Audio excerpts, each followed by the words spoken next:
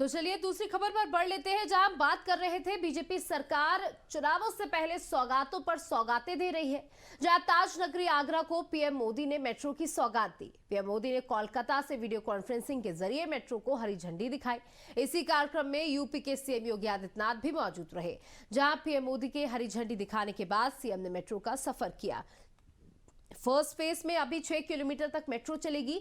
इसके बीच में प्राथमिकता कॉरिडोर में 6 स्टेशन शामिल हैं, जिनके बीच गुरुवार यानी 7 मार्च से आम जनता के लिए यात्री सेवा आरंभ हो जाएगी। आगरा मेट्रो के शुरू होने के साथ ही उत्तर प्रदेश का पहला राज्य है जिसके सबसे अधिक शहरों में मेट्रो की सुविधा है। पीएम मोदी ने 1 महीने में यूपी को कई चुनावी तोहफे दिए हैं।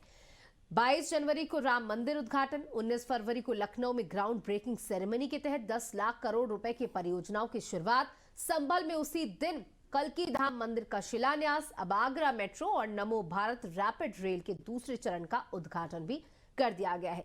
देखिए, उत्तर प्रदेश एक बड़ा राज्य है और जहां पर जो अगर विपक्ष की बात की जाए तो अखिलेश यादव जैसे विपक्ष में लोग बैठे हैं जो कहते हैं कि उनकी योजनाओं को आगे बढ़ाया जा रहा है, लेकिन अब लगातार सौगातों पर सौगातें भाजपा चुनाव से पहले यूपी को दे रही है।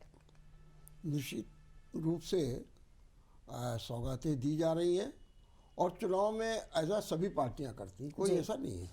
अब देखिए, जैसा भी आपने बताया कि नमो भारत की सौगात दी गाजियाबाद में, आगरा में मेट्रो की दे दी और जो अंडरग्राउंड वाटर मेट्रो की सुविधा कोलकाता में दे दी। यही नहीं, दूसरे दल भी कर रहे हैं जी। अभी आम आदमी पार्टी ने लाडली योजना शुरू कर दी।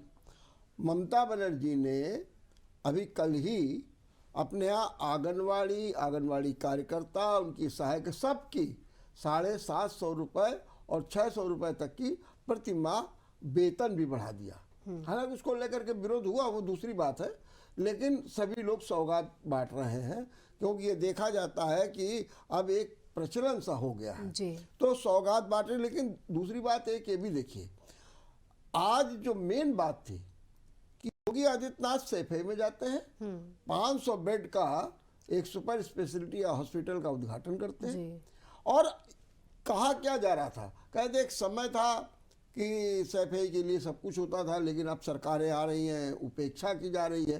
तो योगी आदित्यनाथ या मोदी जो ये कहते हैं कि नहीं भाई हम तो सबका लेकर के चलते हैं, तो आज सैफई जो जिसे मुलायम सिंह का गढ़ कहा जाता है, वहां पर भी योगी ने जाकर के एक विकास की नई धारा पैदा की। और इतना ही नहीं, योगी आदित्यनाथ ने वहां पर एक बात कही। उन्होंने क्या कहा, उन्होंने एक तो मुलायम सिंह की तारीफ की कि उन्होंने सैफई में बहुत अच्छा अस्पताल बना दिया और इससे बहुत सुविधाएं मिलेंगी, उन्होंने कहा। लेकिन दूसरी ओर उन्होंने, चूंकि चुनावी माहौल है तो अखिलेश पर भी तो कैसा नाम नहीं लिया, लेकिन कहा कि अब से कुछ समय तक पहले यहाँ लोग आने में डरते थे।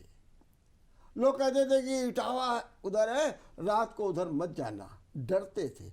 लेकिन आज युवाओं को बड़ा अवसर मिल रहा है, तो तंज भी कसा और अभी लगातार होगा। अभी 19 तारीख को फिर प्रधानमंत्री आ रहे हैं, वो आजमगढ़ जाएंगे, इसके पहले बनारस जाएंगे, तो सौगातें दी जा रही है।